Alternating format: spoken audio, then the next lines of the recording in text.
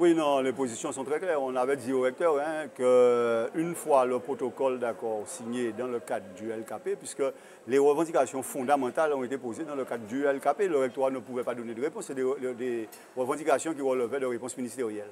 Donc une fois le protocole d'accord signé et les points résolus, il n'y avait aucun problème, on pouvait reprendre le travail. Et c'est ce qui s'est passé ce soir. On a signé le protocole, ce qui signifie qu'on est en fin de grève. On n'est pas en fin de conflit, puisqu'il y a un certain nombre de points qui sont actés, mais sur lesquels il y a encore un travail à faire pour pouvoir finaliser les formes que ça va prendre. Par contre, sur les 19 postes, c'est OK.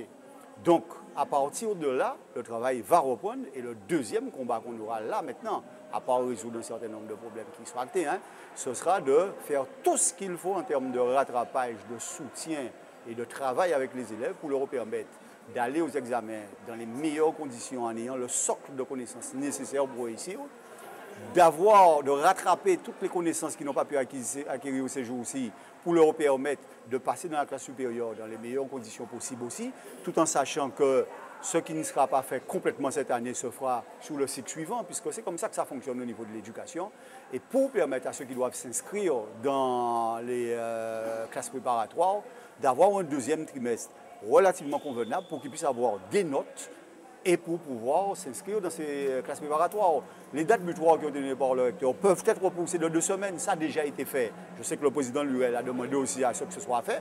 Ça peut être fait. Ça a déjà été fait à l'époque. Et c'est seulement s'il y a de la mauvaise volonté de la part de l'administration que ça ne pourra pas se faire. Je l'ai dit au recteur, il n'y a rien d'impossible. Et il n'y a que des gens qui sont incapables. Et nous savons que nous ne sommes pas incapables et que nous pouvons faire ce qu'il faut pour amener les enfants à la réussite. Alors, un mot pour les parents? Eh bien justement, c'est ce mot-là que je veux dire aux parents. C'est que nous sommes liés en âge contre profitation.